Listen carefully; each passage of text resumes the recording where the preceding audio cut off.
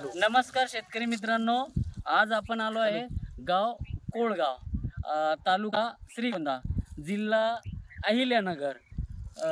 आणि बाबांनी लावला होता आपला संजीवनी सीडचा गुलाबी फुरसुंगी. तुम्हीच बघू शकता मित्रांनो, क्वालिटी, साईज बघा कशी, एवढी साईज बनलेली. मान, पातीची मान पण या हिशोबानं झालेली आहे बघा, बघू शकता तुम्ही.